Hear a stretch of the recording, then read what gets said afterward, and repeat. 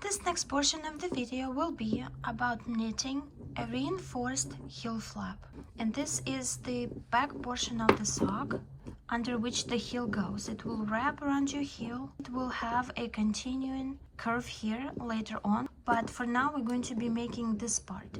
So it will wrap around your heel in the back like so, and this is what it would look like from the side. So this is the portion that we are making, and I call it a reinforced heel flap. And the reason is because if you look just the pattern, you can tell that it's a different pattern than usual, because most of the time, and I do this as well, we all knit heel flap just simple knitted stitches. And it is nice also, and it's also easier to do, but this way you will be twisting some of the stitches. If you see, it's like rigid. You will be twisting these stitches like so as you knit, creating extra reinforcement, extra surface for the stitches, and this will give your sock more longevity. It will be stronger and it will last longer as well. If you look at the back of the sock, you will see also it has a specific pattern. All of this adds to the strength of the heel flap, and therefore it is called reinforced heel flap, or at least this is how I call it. All of these stitches that we will create on the side as we knit will be later on picked up and be part of the gusset. We will have to decrease these stitches, but this will be later, not right now. But as you make these stitches, it is nice when you can see them clearly, because later on it will be very handy. How long should you make the heel flap? The heel flap length should be the same as the width of your sock on the one needle. So on each needle I have 28 stitches, and we will be working only one needle back and forth. This one will be just resting. So I do have 28 stitches across here, which means I should make 28 rows upwards as well. If you have different amount of stitches on your needle, then it will be different amount of stitches going upwards. You can also add or take out a few rows. You can make this heel flap shorter if you want, or longer if you need to. And then this will not change anything really about how you knit the sock. It will just change the amount of stitches that you have on the sides, and then we'll have to pick up later for your gusset. Okay, so let's begin knitting our reinforced heel flap. For reinforced heel flap, I'm only going to be working on one half of my work. So I will be working same needle back and forth. I will be going this way, then I will be turning and going the opposite way and turning again and going this way again. The needle in the back, I will not be touching it. It will be resting on the cable the whole time. You can choose either needle to work on. You can do the one that's facing you, or maybe you messed up in here a little bit and you wish this to be the back. You can keep it this way. If the other side is less pretty, maybe, then maybe you want to turn and work on this side instead. It is really up to you. It's all the same to me, so I will be working on this side with this needle that's facing me. So the row number 1 of the heel flap, I'm having my yarn on the back of my work, but I will be slipping my first stitch as if to purl, like so, with the yarn in the back. The next stitch will be a knit stitch, and the third stitch will be a slip stitch as if to knit. The first one was as if to purl, but it only applies to the first stitch. The rest of the stitches will be knitted, slipped, knitted, slipped in the pattern. So let's do the third one. It's going to be slipped as if to knit. So if I to knit the stitch, this is how I would do it, but I only need to slip it. So I am just going to slip it without doing anything to it. Next stitch will be a knit stitch, and the stitch after it is a slip as if to knit again, and it will repeat itself to the very end. Knit one, slip one as if to knit, knit one, slip one as if to knit, and I will keep doing this until the very end. And you can see which stitches were knitted and which stitches were just a slip. The ones that are longer, these are the slip stitches, and the ones that are shorter, these are the knitted stitches. So first one was a slip as if to purl, knit, slip as if to knit, knit, slip as if to knit, and I can tell that the last stitch was a slip stitch for me, so now I need to knit a stitch.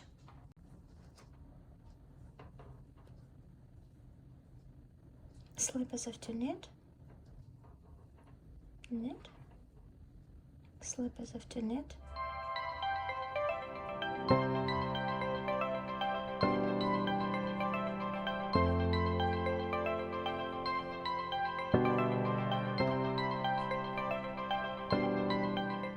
and I'm at the end here. Now I have a slip-on stitch, and the last stitch I will be doing will be a knitted stitch. And now I finished doing one side of my work. I'm turning my work, and now I will be working on the back side, going that way. So finding corresponding needle, I'm beginning a row number 2, and this row will be on the opposite side of your work. This other needle is still resting, still not touching it. The first stitch or slip stitch as if to purl, but this time the yarn is in the front, not in the back, because all the rest of the stitches, besides the very last one, we'll get to there, will be also purled. So I am purling everything on this side going back, and this is row number 2, all purl stitches but the last one, and you're purling all of them.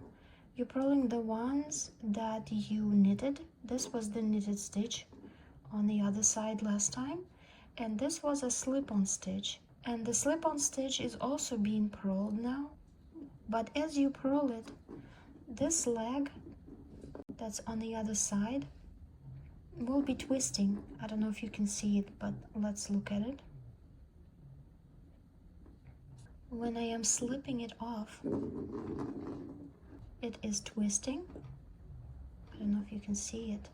This leg right here, it is twisting, and it is creating extra reinforcement for your heel. This is what gives your heel a more of a longevity, as opposed to a regular heel that you just knit. I know I do it sometimes on some of the socks. I just plainly knit a heel flap, and a lot of patterns ask for that, and it's fine too, but sometimes I do this type of heel, which I call reinforced heel. Okay, so this was a slip on stitch last time, and as I purl it, this leg gets twisted as I release it. You see? It kind of goes like a crisscross. And this is what makes this heel stronger.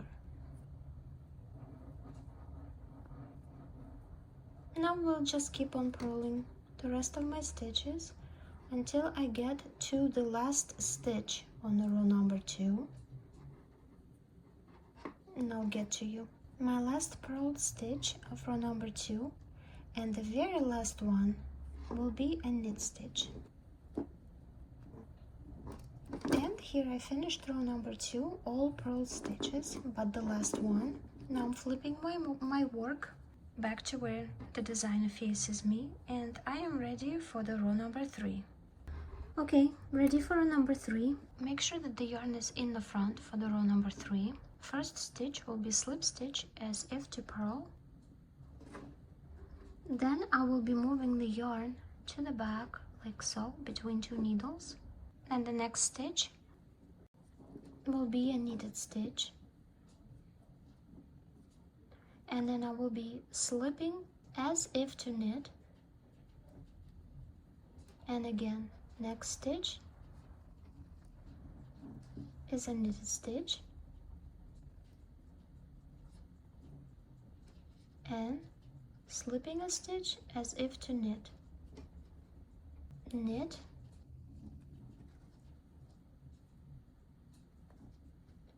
slip as if to knit, knit,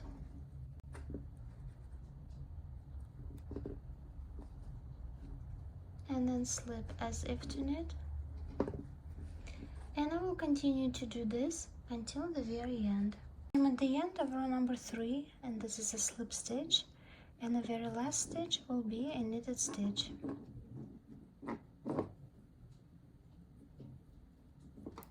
And I finished row number 3.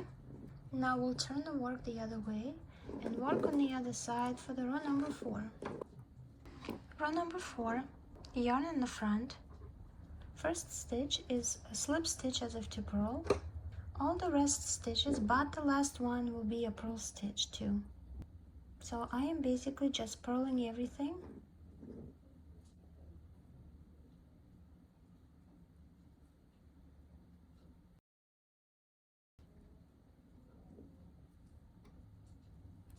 But the last stitch.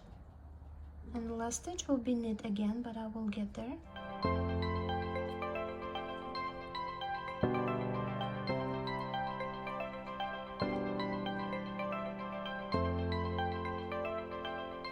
And I will keep purling my stitches until I get to the very end, and then I will come back.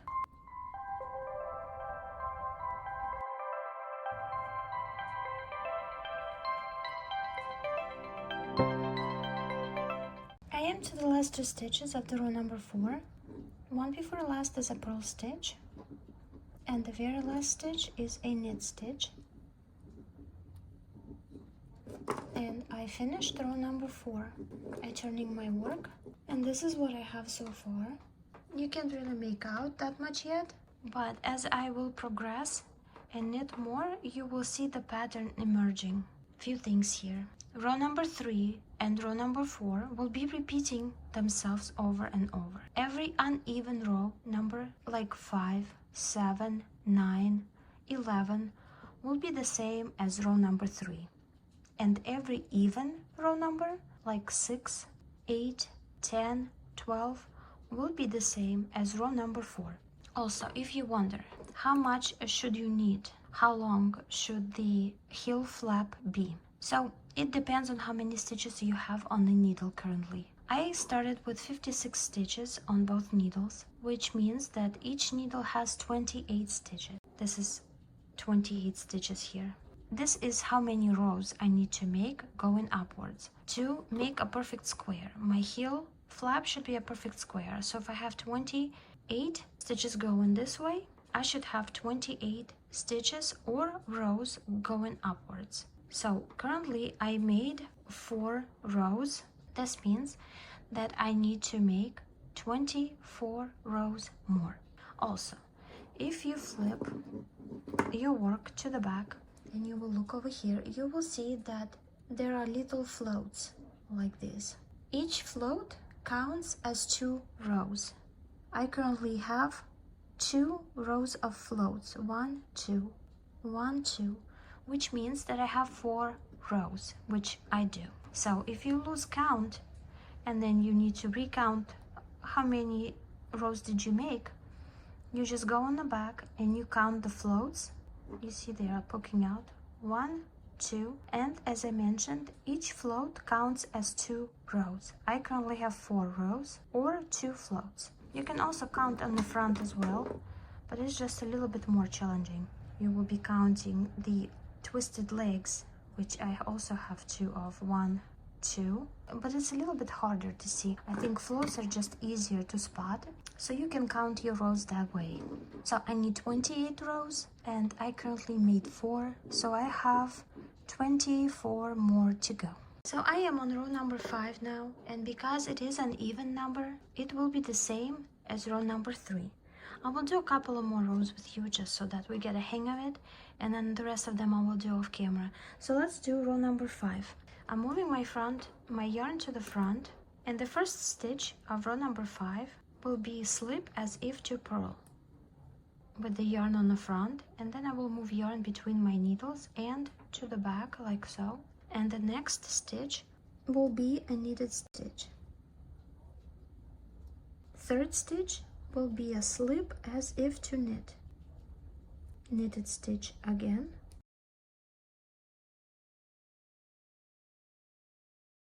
slip stitch again as if to knit, knitted stitch is next,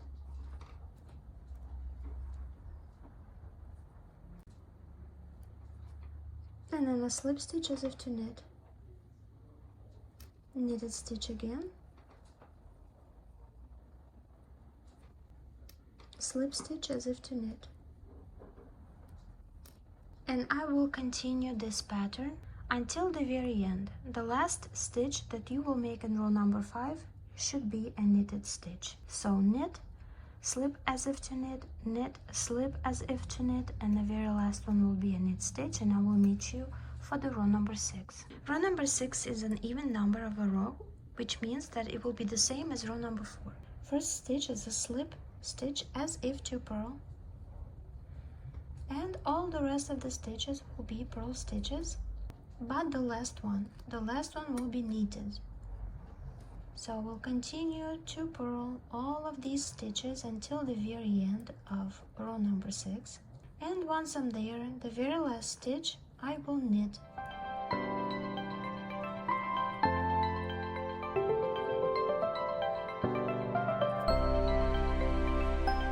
So we'll meet you at the end of the row number 6. At the end, and the last stitch is a knitted stitch, and I am finished. Row number 6 is done. Let's count the floats just to make sure. I hope you can see it. 1, 2, and 3. 1, 2, 3. 1, 2, 3. 3 floats, which means that I did do 6 rows. This is what it looks so far like, and I have done 6 rows. I have 22 more rows to go. I will do them off camera. Please remember that row number 3 and row number 4 repeat themselves over and over. Uneven row numbers are the same as row number 3, and even row numbers are the same as row number 4. I will see you guys when I am finished with my reinforced heel flap and have completed all 28 rows. I finished working on the reinforced heel flap. This is what I have after I am done knitting 28 rows, so that the length of my heel flap matches the width of my heel flap as well. This is how it looks on the front, and all of these stitches are twisted. These are the stitches that I was twisting in order to make this heel flap reinforced and more sturdy.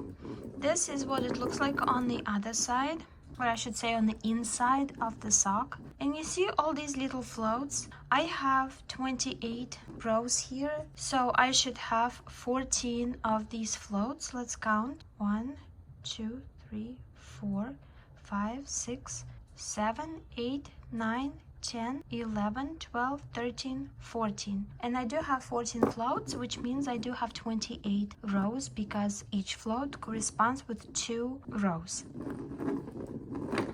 I think it looks pretty nice. So this portion of the sock is done, and next is creating a heel curve, because right now this is what we have and the heel is just straight. Now I want to create a heel curve right here. So this is the next step in sock knitting, creating a heel curve. Also, if you look over here, these are all the stitches that later on each side I will need to pick up in order to continue knitting my sock. So these are very important stitches over here, and it's nice when you can clearly see them and make out what you have going on. Now we'll be moving to the next stage of the sock knitting, which is a heel curve, and I will see you hopefully there. Now that the heel flap is done, I will be working on a heel curve. which is the portion of the sock that encases your heel, like a little heel pocket. We will be making left and right leaning decreases, if you can see the shape here, and creating like a little boat for our heel. Let's get started. To start knitting your heel curve, you will begin with the work facing you, as always, and it's okay to have yarn in the back.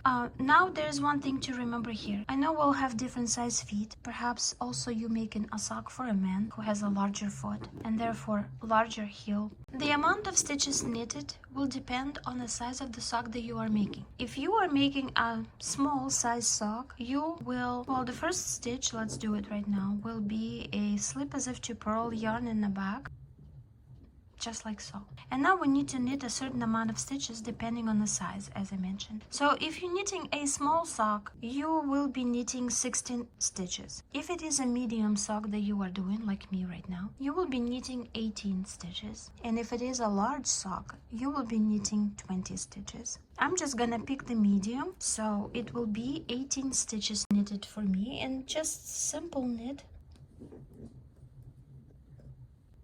Just need to make sure that I'm counting.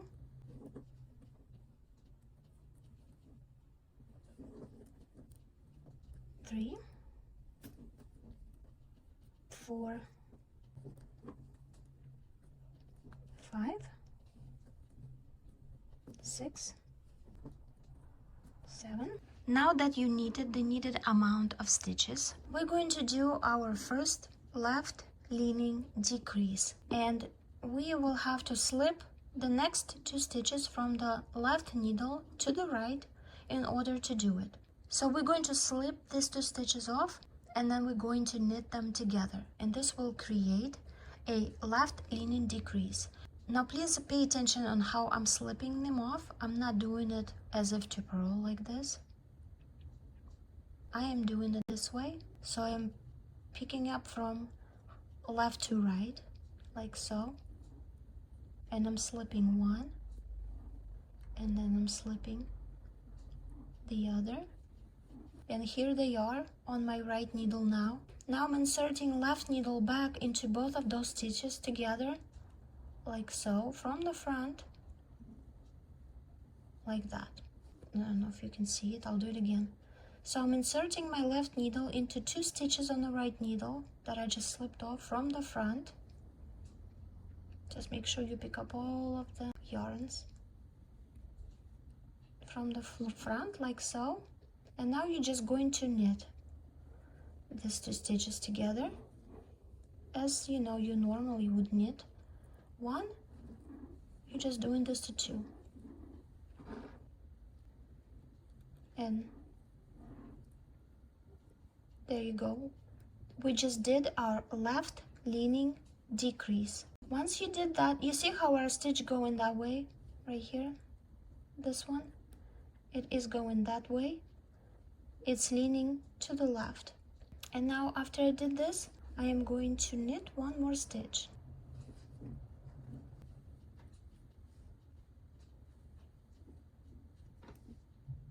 I hope that you notice that there is going to be a little bit of a gap here.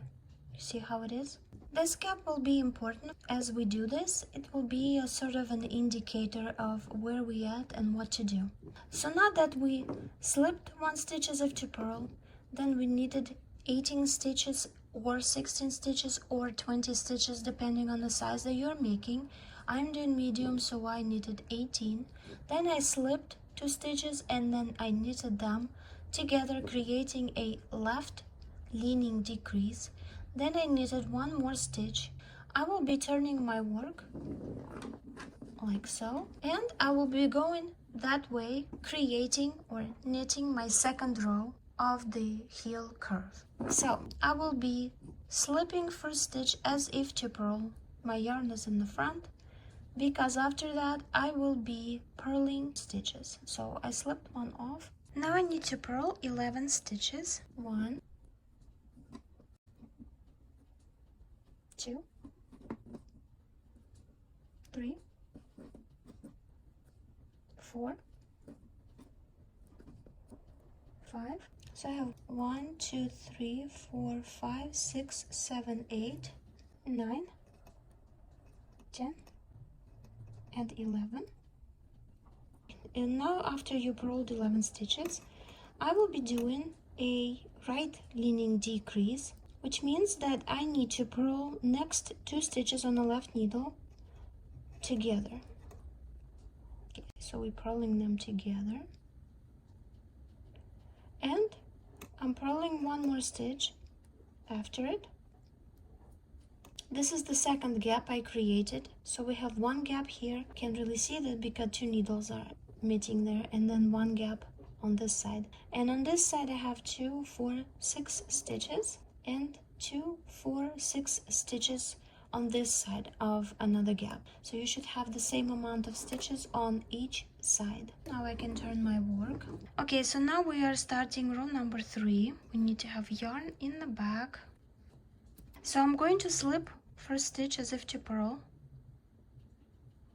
Then I'm going to knit all my stitches until I get to the gap that we created right here and to this stitch over here. I'm not gonna touch the last stitch. So I'm knitting all of these stitches right now until I get to the last stitch before the gap.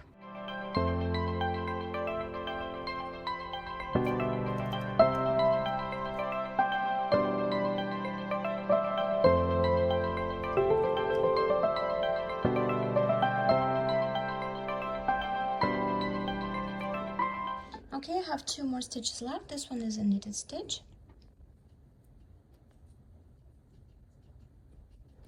Okay, and this is the stitch 1 before the gap, so I am not just knitting it, I am making another decrease here. So slip, slip, I need to slip these 2 stitches on my right needle as I did before, from left to right, slip, slip. Okay, so now they are on my right needle. I am inserting my left needle back through the front like so, and now I'm gonna put my yarn and I will knit them together like so. And I made another left leaning decrease. After I knit this stitch, I will knit 1 more after it. There you go. And you can already tell. You see this little corner right here forming? It is forming and it is leaning that way. It is leaning to the left. So we're already creating our little heel pocket over here. Now when I'm finished with this, I finished my row number 3. I can turn my work the other way. And I will be now knitting that way for the row number 4. I will have yarn in the front because I will be purling here again. I am removing the first stitch as if to purl. The rest I will be purling until I get to the gap again and until I get to the last stitch. So I'm purling everything that's on this needle until I get here. I leave this stitch alone because we're going to be making another decrease. So I'm just purling these for now until I get there. Just your regular purling.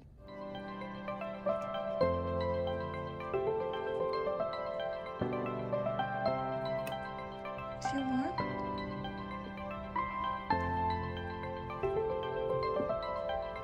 Let's see, 1 more.